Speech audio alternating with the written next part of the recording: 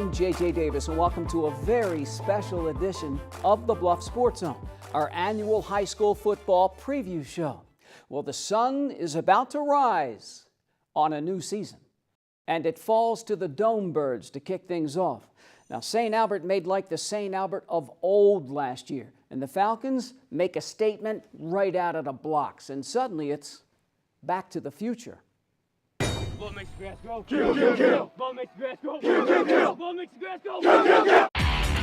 And that the Falcons do. St. Albert lights up perennial nemesis Logan Magnolia, and it's game on. The Birds run out to an 11-0 record, round out over 36 points per game. St. Albert lands back in the Dome against Bishop Garrigan. Now the Golden Bears make more plays and end the Falcons season with a 26-20 win.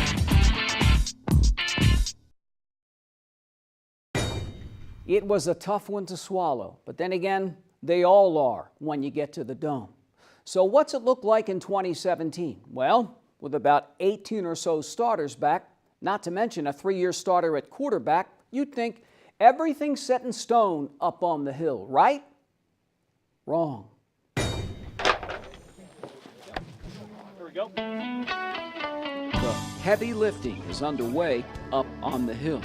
41 Falcons have flocked together to carry the load. It's an uphill climb, but with 18 starters back, the summit is within reach.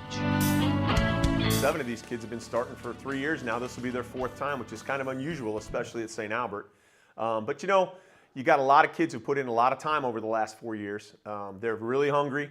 They had a good summer. They're having a great fall, and if we're healthy and God willing, we'll have a great end to the season. You ready to go? We go right 16 now. I'm one-on-one. Ready? St. Albert will break out the 2017 season with a new QB. Kyle Barnes, one of 13 seniors, will throw it around in the spread offense. The North and the East are always a lot bigger than we are around here. So we kind of figured, you know, we're going to get the ball in our skilled kids' hands. We're going to spread it out a little bit. We're going to put Waters in the backfield and let Barnes throw the ball a little bit. They were all to be honest, pretty excited about it. So it's been good. I think we all love it. We've all bought in. We've all been working hard at it, and everyone seems to love it right now. Junior high, he was quarterback for us, him and Luke, and you know, here and there we've used him for different things. And I mean, he knows the game real well. He's got a pretty good arm, and he's smart. The smart choice at running back, Luke Waters. The former quarterback was second on the team in rushing last year, behind fellow senior Luke Gronstall. Now Waters averaged over 6 yards per carry, scored 9 touchdowns. Being able to put Carly and Gronstall out wide, now it gives you 4 or 5 threats. So you bring Luke in the backfield now, and he's a little bit more of what I might call a thumper. He's not a finesse guy, but he'll run downhill hard. And then Barnes makes great decisions from the quarterback spot as far as whether to give it or keep it. And I think it's just a good mix for us. Senior Matt Fagan will once again lead the mix on the offensive line. Fagan, second-team All-State in 2016, anchors a unit adjusting to a new system as well as an age-old problem. We got a little bit overwhelmed last year, and part of it was we were young on the offensive line. You know, we got to a point where we just faced a veteran crew of 5 defensive linemen who were all seniors, pretty well put together and big kids. But you don't want to run into that again. These are guys that are supposed to play Friday nights, right? Again, changes on the D side. All-State defensive end Luke Waters here switches to middle linebacker. Luke seemed like the natural guy. You know, after only playing 1 year of defense last year, he kind of has a feel for it. And that allowed us to move a couple guys up to defensive end to give us a little bit more speed.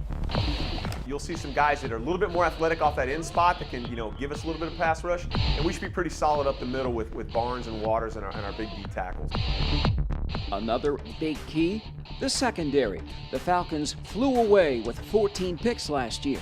Now 3 big birds chirping for more. You've got Gronstall and Carly and Blaha back there. That's just your first 3. You'll be tough, I think, to find, especially at our level, 3 better defensive backs all on the same field. We just kind of want to go out, dominate everybody, and we want to make them lay down early in the game, and that's just kind of how we've done it. And we want to be able to look at the guy across from us and know that we've got him beat. Had him beat with senior All-State kicker Rodrigo Barajas in 2016. Sophomore Lance Wright is the next man up. And speaking of the next man up, this will be my last season as the head football coach at St. Albert. given a lot of thought? Yeah, I've been thinking about it for the last 4 years, to be really honest. Emotional? Yeah, very tough. I announced it at the parents' meeting the other night, and I couldn't. I lost it. I announced it to the players, and I lost it. And I announced it to the coaches, and I lost it. After 22 years at St. Albert, the last 9 as the Falcons head coach, Kevin Colgett is set to walk off into the sunset. And so, the heavy lifting continues up on the hill.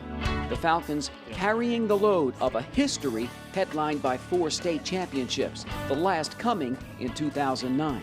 And 8 years later, another summit is within reach. You remember it on 3, 1, 2, 3. Remember.